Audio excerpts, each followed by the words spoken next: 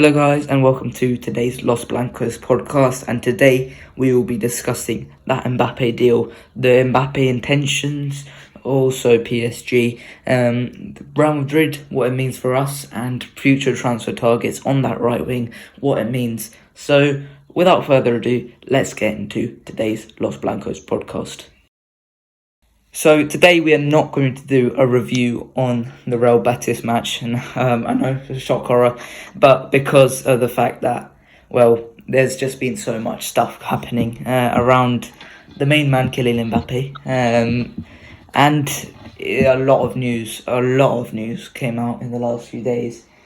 A lot of extraordinary news from both ends, which we will both discuss. We'll also discuss, what happens after with Real Madrid. What do we do? What do we do in response to this? We'll discuss what actually happened in the build-up, Mbappe's intentions, what it means for the wider intentions of football. So, there's no dilly-dallying here. Let's get right into it. And, well, it was on Tuesday evening when David Ornstein reported that Real Madrid had an agreement in place with Kylian Mbappe to join the club. And at that point, I think I and most Madristas and most PSG fans thought it was done. I think most Madristas thought that, it's done. There's no chance that Mbappe goes to PSG now. It's less than 1%, you would say. But, since then, complete U-turn. And it was on Friday morning, there was just constant news coming towards Real Madrid, the fact that Kylian Mbappe had chosen PSG, and it's really shocking for me, but we're both going to discuss what it means for Real Madrid, and what actually Kylian Mbappe. My response to Kylian Mbappe, your response to Kylian Mbappe in a second, but what were your first immediate thoughts of the fact that Kylian Mbappe was staying at PSG, not taking into account any of the money or anything like that, just Kylian Mbappe stays at PSG? You know what? I wasn't that shocked as many people was. I always kept it in my head that maybe there's a chance that he would have renewed his contract. However, I always had the big idea that he would have signed for Madrid, but I had this doubt that maybe he might stay. Because I don't always think it's a bad thing that he's staying, so that's why I had that in my head. If he stays, what's next? But I was always thinking that maybe he would have come to Madrid because since I started my page, one of the main things that I'd always do is say, how would Mbappe fit into the squad? Who should he partner in attack? How would we set up the attack with him? How do we build a squad next season? And that's one of the main things I'd always do, because that's what everyone's excited for. So to see that he stays, it's a bit disappointing, for the fans in that aspect alone, because we looked forward to that signing for maybe a good, let's say, 5 years. I'm not too sure how long that some of us were expecting it, but it was a signing and we all looked forward to. So we all put out a lot of content on it. We look forward to it, but he stayed. I'm not that shocked. Disappointed, yes, but I'm not that shocked. Yeah, and let's talk about Mbappe then. Let's talk about the stuff that was going on with Mbappe, and well, what the wages he is getting. I don't blame him for staying really. For the wages he's getting, it's wages that you just can't get anywhere else, and it's impossible that he could have got that from anywhere else. For me, I think he would have been a fool not to take those wages. 300 million signing bonus is what's being reported. I don't think it's going to be 300 million. I hope it's not 300 million because that is just ridiculous. 100 million per year. I mean, we'll talk about PSG in a second, but that should not be allowed. That should not be within the rule book of FFP. The fact that you can have 100 million per year for Mbappe on top of Messi's wages, on top of Neymar's wages, just takes a massive shit on FFP, really, to be totally honest. And I just think that for that, I think PSG are really ruining football. To have this kind of wage, limit. There's no wage limit for PSG. There's no transfer limit for PSG. All they have to do get one of the Qataris sponsorships near them, and you hook them up with a sponsorship, which is which just gets them around the loophole. It's just that easy, and I think it really needs to be. There needs to be a new solution found, because that is just too. It's ridiculous that PSG are allowed to do such things. I would like to hear your thoughts on that.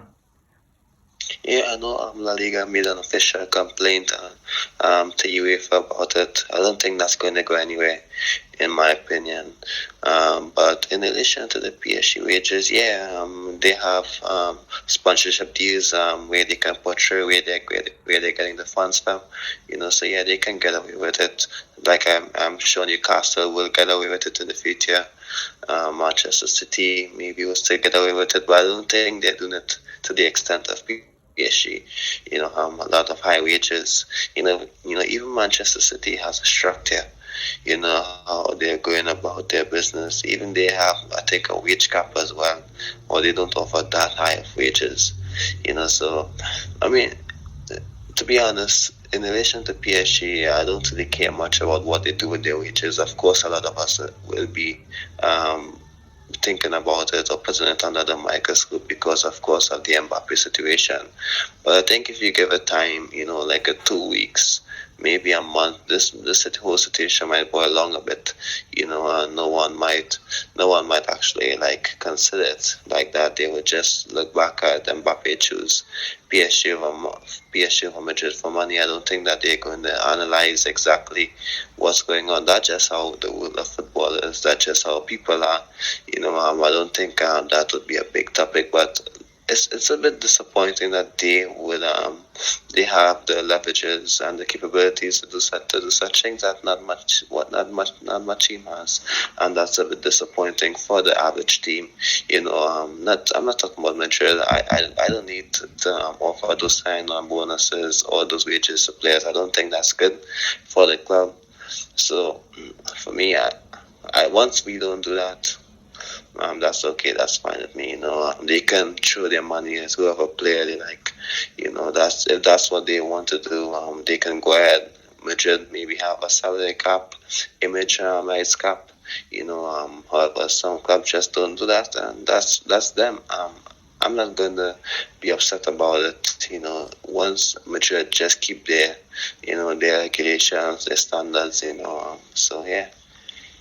Yeah, we'll get back to PSG in a short while, but back to Mbappe. Now, this is the main problem with Mbappe. I've got no problem with him taking that money because anyone in that position would have taken that money. However, the fact is, he was looking to Real Madrid. He was on the side of Real Madrid for God knows 12 months. 9 to 12 months. We could say that Mbappe was, there. He was in Madrid. He had a foot in Madrid already, and the fact is, to take this U-turn on the last few days it's just ridiculous for me. I think it just ruins everything, because most of the Madristas, they've been thinking, this Mbappe saga is really, really annoying. It's really annoying. However, at the end of it, we're going to get a fantastic player,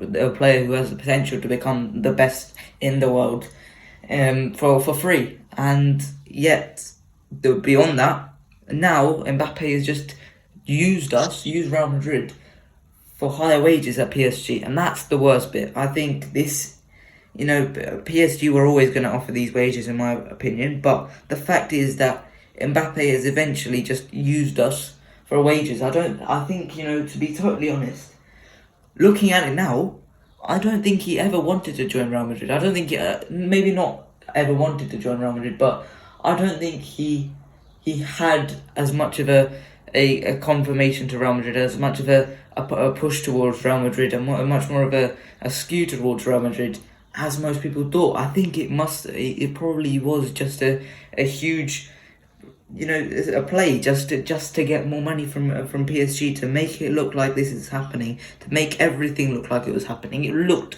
so perfect. Vinicius Junior handshaking him in the what was it called, the tunnel in Paris and in Madrid. It looked perfect. Benzema constantly having a fantastic relationship with Mbappe. Every time he went to the French national team, every single thing it pointed to Mbappe, to Real Madrid. But now I feel like that was all fake. That was all put on just so that he could get those wages. And for me, that is inexcusable. For me, I don't care how good of a player he is. No player is bigger than the club, and he should never play for Real Madrid. If he really wanted this move, he's had two other opportunities to join Real Madrid.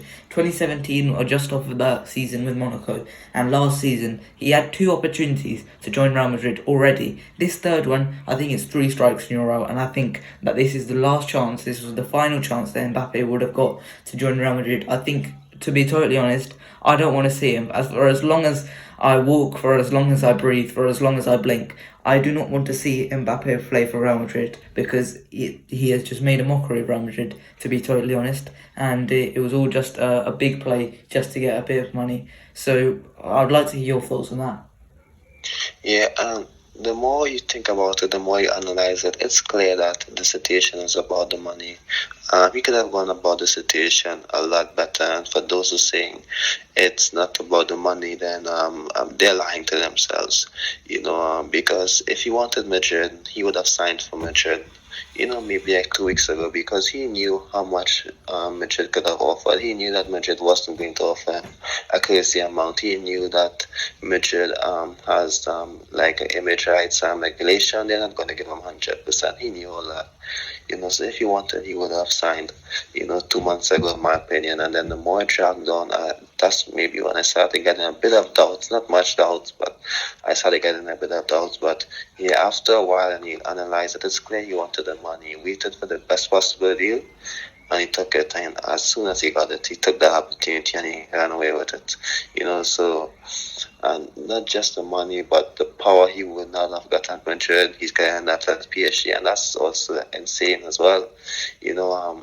So yes, he did. Yes, he did. It's like a setup, in my opinion. He did set us up, basically, and it's like a slap in the face, because of course we had an agreement with him, and maybe if he wanted PSG, he could have basically said to PSG at the start, this is what I want, and if I don't get that, I'm going to go to Madrid. However, that wasn't the case. That he had a whole journal saga. Madrid thought that they would have get him, of course, and still at PSG. In relation to him not ever playing for the club again, if he has to come back and one day play for Madrid, I think he'd have to do what Neymar did. How Neymar reached out to PSG after the year before he signed for PSG. PSG were interested in him, and PSG thought they would have signed him, but of course the deal didn't go through. And of course, Neymar's entourage had to reach out to PSG, to get and say, we want to sign for you. I think if Mbappe has to come to Madrid, he has to reach out to us. He has to sign the agreement immediately on all terms, and he has to actually sign maybe a stipulation saying if he backs out of the agreement, he has to pay this amount. That's the only way I would take him back. I'm not going to go on and have this saga about him again. Maybe I would say, what, I wouldn't close the door on him immediately, because you never know what the future holds. People, Madrid fans, will forgive him. Not just say if he signs, he maybe is humble about it, but it's difficult to see it working. Griezmann did that to Barcelona, not at this extent, but he signed eventually. However, I think in LeBron James, I think there was a situation similar to him. Someone said, and he returned to his former club, and it was all forgiven. But that just life, we have to move on. It's a bit disappointing because we planned this for years. Let's be honest, we planned this for years.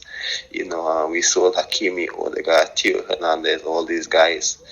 To have the money and the funds for when we eventually are going to sign him, we can cater for it easily. And it's just like it's all gone to waste. Maybe if we have kept those guys, the squad would have been a bit better by now.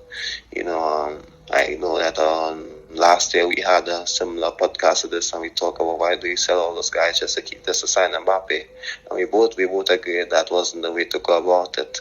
And of course now it's coming back to bite us. Now we have to adjust. I don't think it's that big of a deal in terms of finding another target.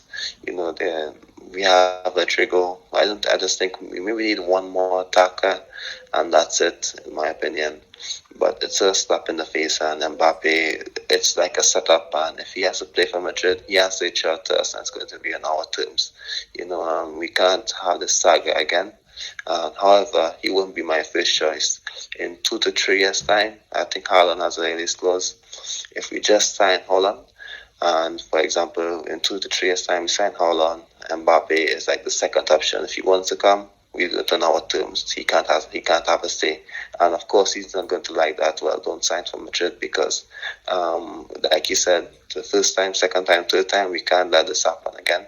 So, Perez said, I think a report said that when Mbappe informed him, he said, "I do apologize. I apologize that what happened in the last few days made you miss out on your childhood dream." And I think that's the truth, even as Perez as a manager, this is not going to happen unless like Mbappe compromises with him. However, he's not a priority anymore. Madrid would sign Haaland in 2 years or 3 years, in my opinion.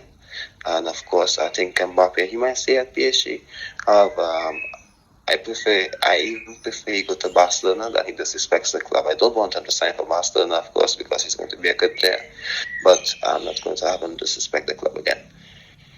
Yeah, and back to Mbappe's intentions. That money, yeah, it's all fine. That's all fine. Yeah, obviously he's taking that money, and that's fine. But any other, I've been getting a lot of abuse on Twitter for saying that he took it just for the money. What else really could there be, really, honestly, because he is not taking it just to stay in Paris, because what else was the 12 months of just constantly saying he wants to go to Madrid, he wants to go to Madrid, he wants to go to Madrid. He's hardly Francesco Totti to go to be that loyal to PSG, and that's just, for me, I think it's done. I don't think he can join for Real Madrid ever again, unless, like you said, he compromises himself, and he is the one who has to instigate the deal. He tried to keep everyone's respect by keeping it tight until the last day, and keeping it quiet, just not announcing anything, not saying anything like that. He tried to keep it nice for everyone. However, that's just not how it works. That is not how it works, and my respect, most Madristas' respect, are definitely gone beyond this, because the fact is he's led us on to believe that he is going to sign for Real Madrid. He's led us on to believe that he will be the one to fix Real Madrid. He's led us on to believe he will be the spearhead of the project. He will be the main guy. We've lost out on major players like Theo Hernandez, Achraf Hakimi, Marcos Llorente, all those players gone just so that we can fund this guy's move. We lost out on Haaland because we were going all in for Mbappe, and look where we are now. We have done this to ourselves. Because we thought we couldn't count on Mbappe to take this U-turn, and I do think it's our fault, but I don't think there is a cause to be completely pessimistic here. I think there is opportunity for Real Madrid to really rub it into Kylian Mbappe now. I think there is an opportunity to really take that next level, because ultimately, what he's doing, he's signed a contract to a team that got knocked out in the round of 16 of the Champions League. He has signed a contract to a team that have really had a poor season in Ligue 1. he has signed a contract to a team that are nowhere near Real Madrid right now. Real Madrid are the Champions League finalist, so could go one better. They are La Liga winners, and next season we have a huge amount of time from now until August 31st, or whenever it is. I don't know when it is exactly on for La Liga, but whenever it is for La Liga, August 31st, we have a window, the transfer window, where we can sign whoever we want, because I'll tell you something, there is no player in world football that will cost more than Kylian Mbappe. There was no player in world football that will cost more than Mbappe. And now, the 130 million signing bonus, or whatever it was that we were going to give to Mbappe, we can put that in the transfer budget, as well as the stuff we were already going to pay this summer. We can take that 30 to 50 million we were going to pay him in wages and put that into our wage budget instead. And then, suddenly, we look good. We can go out for whoever we want in the summer. We've got a blank canvas. We can do whatever we want, and that is the point. We must not panic this summer. We must not panic this summer. This is not a point of, oh no, Mbappe's gone. Where will we go? Because I'll tell you something. We have won 13 Champions Leagues without Kylian Mbappe, and with Kylian Mbappe, I'm sure that would have changed. I'm sure we would have got more, but it's not the end of the world. It is not the end of the world. We are going for the 14th Champions League title. We can do better than Kylian Mbappe. We probably can't do better than Kylian Mbappe, sorry, but we can live without him. And once we get onto the transfer targets with that, we are surely going to discuss. When look at some of the players who we are looking at. So what are your thoughts on that? Yeah, listen, there are so many options, in my opinion. There are so many ways you can make this squad better. It's so early, it's not like in the Bale situation in 2013. I'm not too sure if you remember that. However, we waited till the last minute to get Bale. So if that fell apart, we would have had nothing else make the attack better because it was so late. But now it's still quite early. We can take our time. There are so many options on the market that we're going to get to, like you said. However, whether it's making the defense better, the midfield better, the attack better, we only need like one attacker, in my opinion. Because Vinicius and Benzema has been so good. Maybe one or two according to who leaves. But in my opinion, I think that the squad is in a good position to move forward. Just maybe 2-3 signings. I don't think we should sign like 4 or 5 players. That's kind of pushing it a bit. But we just got a centre back, and then maybe we can. I don't think we need a left back, in my opinion, because I like Miguel and I'm high on Miguel. Personally, I think he can definitely take a steps forward. So I don't think we need a left back like many people are saying, but we're going to get to the transfer targets. But like you said, we don't have to be pessimistic about it. Mbappe would have been the most expensive player in the world in relation to wages, sign-on bonus, etc. Maybe it's a blessing in disguise, because if that's how he acted, to get more money out of PSG, who knows how he would have acted at Madrid. You can look at the positive side. Said, I'm not going to lie, it's a blow to our transfer plans, and in terms of talent and making the squad better, it's a blow. I'm not going to say he's a bad player, because he's a good player. He's an amazing player, and he can be one of the best in the world. But like you said, we can take a positive spin to it. We can make the squad better. And of course, I'm not going to say that there will never be a better player than Mbappe, but of course, there's Haaland in 2 to 3 years. I won't link the Haaland to Madrid or the Haaland to the Mbappe and Haaland rumors, because Haaland wanted a release clause. That's not something I would have agreed to now. I prefer to have Haaland maybe when he's 24 to, let's just say 30, than having when he's 21 to 24 or to 25 when he leaves. So I'm not upset about the Haaland one either, personally, just because Benzema is doing well and Vinicius is doing well. And I will tell you what, because Vinicius caught fire this season and Rodrigo scores important goals in the Champions League,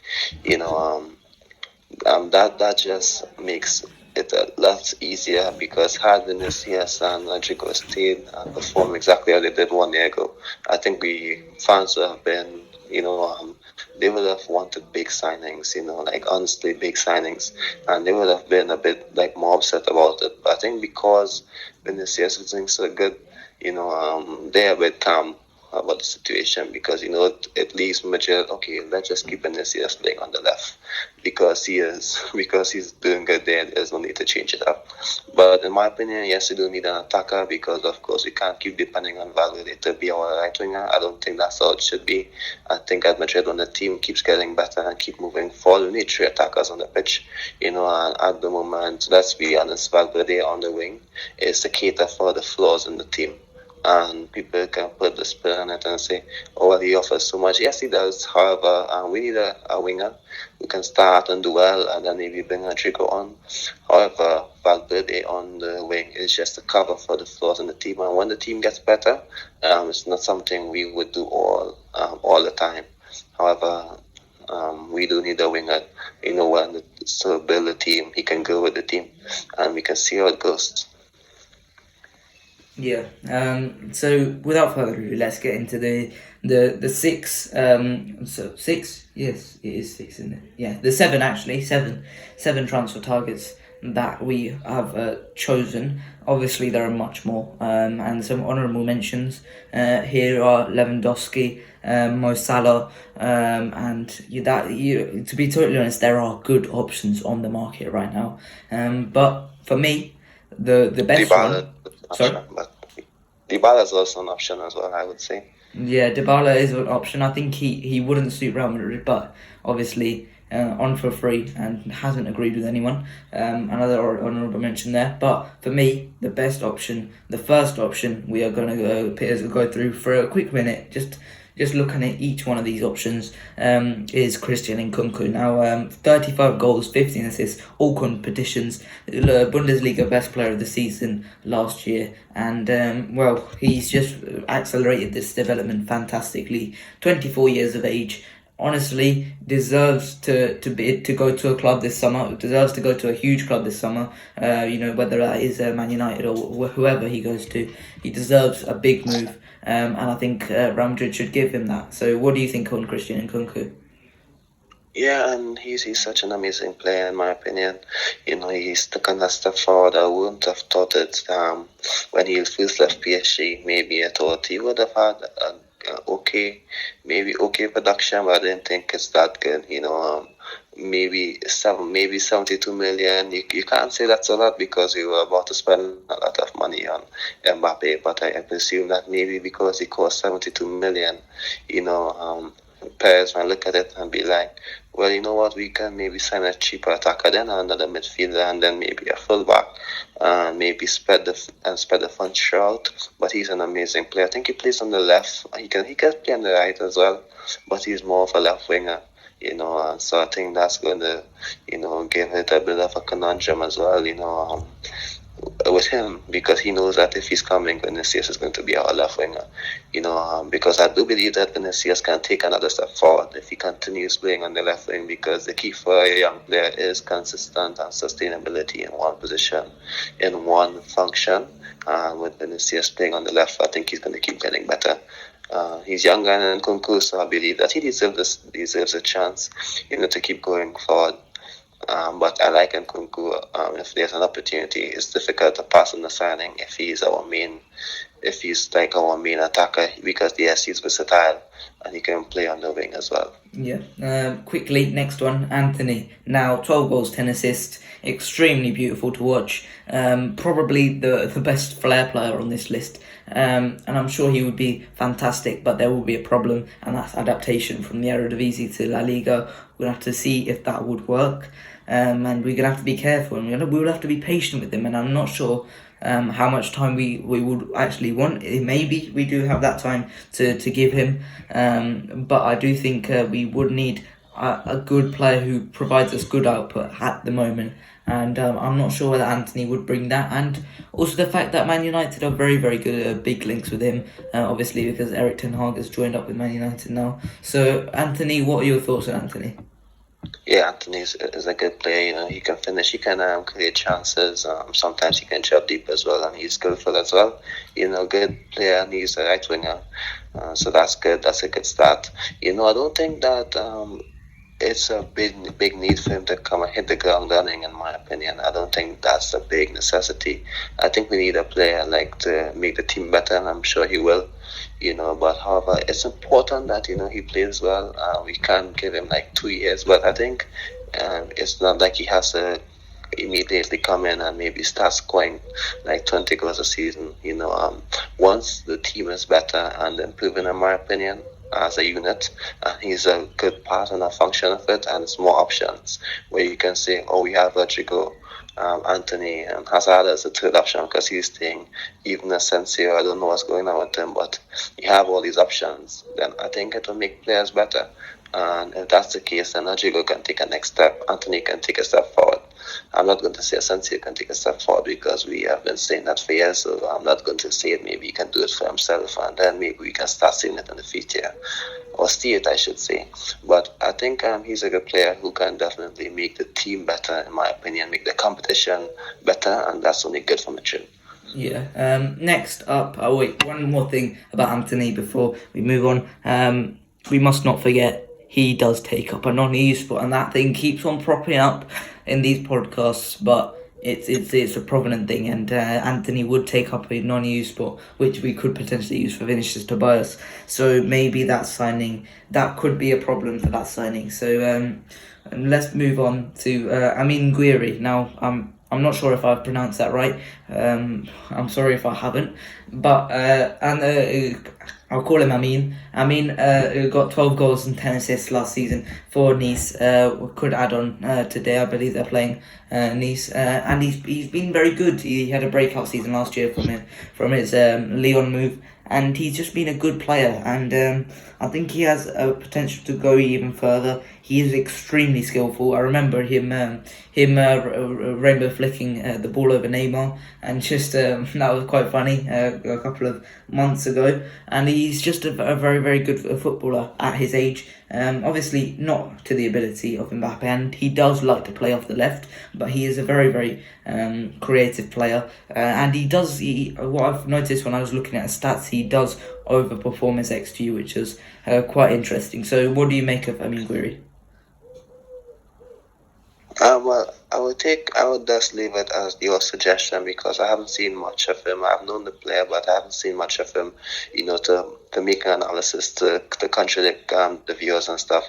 So although I've seen the player, I've heard about him, I've seen his stats, it's difficult for me to say something after you just did, just to not contradict anyone. Okay, fair enough. Let's move on next up to Riyad Mahrez. Now, there is a player you have probably seen, and he has just been fantastic once again for Man City, and he's just a fantastic player, and ultimately he is a Galactico type player for me, with his silky touch, fantastic dribbling, flair. He's just fantastic, and he scores goals. 20 goals, 6 assists in all competitions this year. He's just a fantastic player, and I reckon he would go for cheap this year because of the fact that he's out of contract next year, and Man City are probably going to look to freshen up the squad with Julian Alvarez coming in as well as Erling Haaland. So Mahrez would be a fantastic pickup. He did score at the Bernabeu earlier this year, if you remember, and he is just a fantastic player. Would also bring in the Algerian and North African market to Real Madrid as well. If that wasn't there already, it would just further enhance it. So what do you make of Riyad Mahrez? Yeah, I know that at the time in the past we did like who will be signed from the Premier League, and I suggested him because he had 1 year left on the contract come this summer, and of course he's a player that we don't have, and yes, we have a Sensei who can cut in from the left and shoot, but however he's so skillful, like amazingly skillful. Since I saw him play, and he can shoot, he can finish as well. Sometimes he misses chances, like he misses penalties. I don't want to see anything penalty for us, but he's such an amazing player. He can open up chances, and he can make something out of nothing, and that's always good for a player. At Madrid, I don't think he's going to demand a starting line, a starting spot. Maybe we can go for a dribble one game, and then he can come in the other one. It's according to the opponent, like I always say. It shouldn't always be fixed, especially when there's a debate on the starting lineup. But he would be an amazing signing. I always liked him. Of course, maybe he should have come like three years ago when Bale started jumping off. However, now is the time. Now is the time to have a signing, and he could be someone who can make an impact. Yeah. Next up on the list is someone who you brought down the idea of signing a couple of weeks ago in the more transfer section, which was Serge Gnabry. Now, for me, I think he's a fantastic player. He has had a bit of a poorer season. It's been a very good season still. 17 goals and 7 assists. Not one of his best, but still a good season for him. And he's just an interesting player. But I do think he is a bit. He's efficient, but he doesn't really bring much else. He's a bit like Asensio with a few more goals and assists. So for me, that would be the only problem. He is very, very quick. I would say that as well. But I think he has lost a bit of dynamism, a bit of that dribbling ability, which is quite interesting to see. I think this season he's just not been that type of player. He's just been very, very efficient. So what do you make of Serge Gnabry? Yeah, like you said, he's quick. I didn't realize that he chopped off a bit personally, because I haven't kept up as much of the Bundesliga as I should have, or I kept up with the other leagues. However, he would be a good sign. I mean, he can play off the left. He can play on the other side as well, permanently on the other side. However, it's good that when we target someone, it's good to always say, well, he's a left winger. He can play on the right as well. He can even play through the middle. So that's good, that he has that versatility, for a striker, a winger. That's always good when it comes to production levels, in my opinion. Yeah. Let's move on to the next player, and this is the one and only. It's Cristiano Ronaldo, and I think realistically, it's hard to bring him back. I think it won't be. I don't think it will be on the top of Perez's agenda to bring Ronaldo back, but I think ultimately, if we can change the formation, we can change how we play to fit him. Two strikers would be a very good formation. I think Valverde on the right, playing like a 4-3-3 with Vinny off the two strikers. When we go forward, would be a very, very good idea. And I think Ronaldo. I just want to see him back around Madrid. He's just. I know it won't be as much for the ability, but it's just fantastic. I just want to see him back, and I'm sure most Madridistas do. Even if it doesn't make sense, it's just nostalgic, and I want to see him finish his unfinished business at Real Madrid. So, what do you make of CR7 coming back to Madrid? This is always a difficult question for me, because I love this guy. I think he's the best player in the history of the game, or in Madrid, and I'm just saying that because I was involved in his era. I grew up with it, so of course it's going to stick with me. I haven't seen Pelé Maradona play, so of course if you ask me to pick one, I'd pick him, but it's one of these where you can say, what, the timeline just wouldn't work. Benzema's a mean man. It's not the same like 4 years ago, but if there's one guy who can make it work, it's Ancelotti, because he's an adaptable coach, like he showed in the past as well. He didn't show it as much this season, but he's starting to show it a bit now, which is good, but it's one of those where you can say, what, Cristiano had his legacy at Madrid, it ended in the most perfect way, with 3 Champions League titles back to back to back, so it's difficult to say let's have him back, because I love how the team is progressing.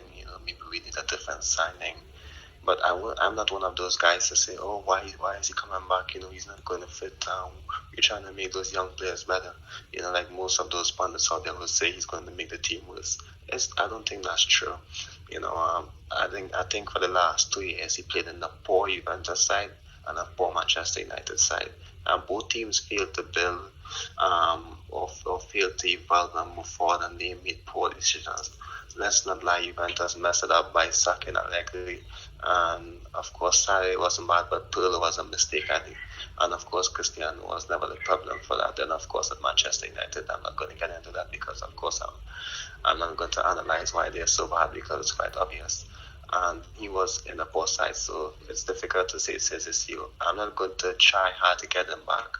However, I'm not against the idea of having Cristiano back, because he's not going to make the team worse like many people are suggesting, Okay, last player is Ousmane Dembele. Now, this is one you suggested yesterday. I had pondered with that idea for quite a long time, and the only reason why I don't think this could happen is because Florentino Perez and Joan Laporta have a way too good relationship. I don't think that's good. That's good for the derby, but that's not good for the rivalry, really, to be totally honest. I do think that shouldn't happen, and if we are to do a Figo type deal, I think it should happen for Dembele. I really do think this would be a fantastic deal, and one Real Madrid should pursue if it was to happen, but it's just unlikely. And I think a lot of people said that he was better than Mbappe in 2017. I would love to see him prove that at Real Madrid. It would be fantastic for me, and it would just be funny to rub it into the Barca fans' wounds as well as Mbappe's. So that would be fantastic. 1 goal and 13 assists, and he didn't even play half the games. He's been fantastic, begrudgingly, to be totally honest, this season, beyond that halfway point. And I do think his fitness issues would be less of a problem at Real Madrid under Pintus. So I think, what do you think of Ousmane Dembele?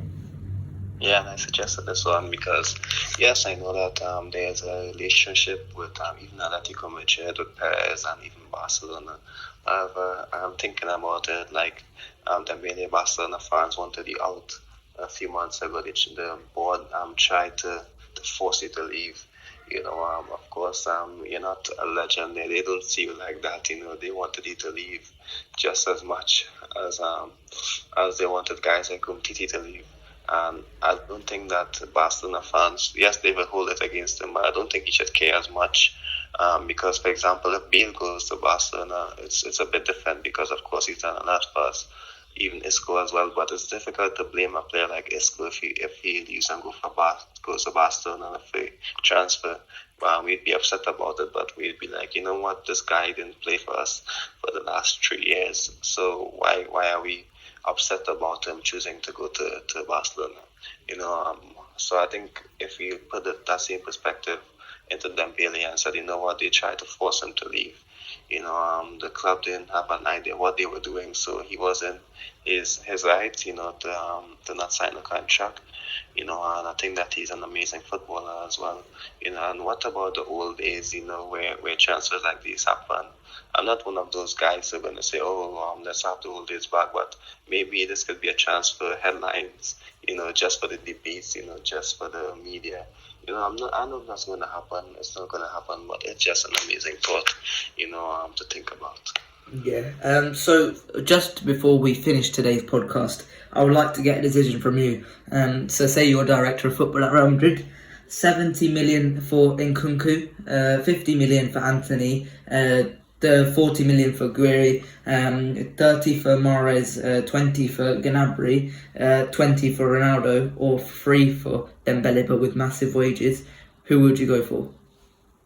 Firstly, I would say, and I would consider signing 2 attackers, one of them being a central striker, because we need that Benzema backup, and you Benzema backup. Maybe we can keep Mahrez, but I think that's not in the club plans, which was reported a few weeks ago. And if we're keeping Mahrez, fine, but if we're not, then we need to sign a striker. I have noticed you with Dybala coming in, maybe being like this Benzema backup, or maybe playing off the right on some occasions, and that's okay, that's fine. However, there are guys like Darwin Nunez as well on the table. However, this is a difficult one. You put me into, pick a player. There's Gnabry, there's Mahrez.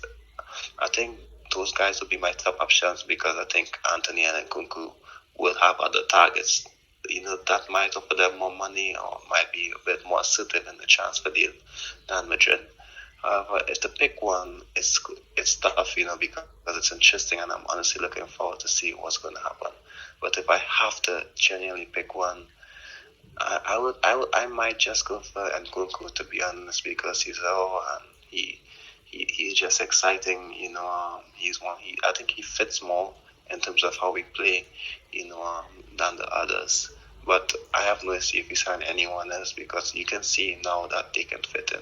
It's not like, we have Mbappe and we have to fit him in as well. We need them to come in and fit here. And I also think we need a central striker as well. That's why I suggested the Dybala option. Of course, there's Boa as well, but if not, then maybe Dybala and Nkunku for me. But like I said, my pick is Nkunku. But of course, there isn't an incorrect answer. Yeah, my pick is also Nkunku, but if there was the option to buy Dembele, then it's obviously Usman. So that's my pick. If Mahrez is available, then that would be my second choice as well. So, but that is it for today's Los Blancos podcast. We've obviously discussed that Mbappe deal to death. If there's anything else you would like us to discuss in future podcasts, leave it down in the comments. But apart from that, that is it for today's Los Blancos podcast. I hope you guys enjoyed. Like and subscribe, and I'll see you guys later. Bye bye.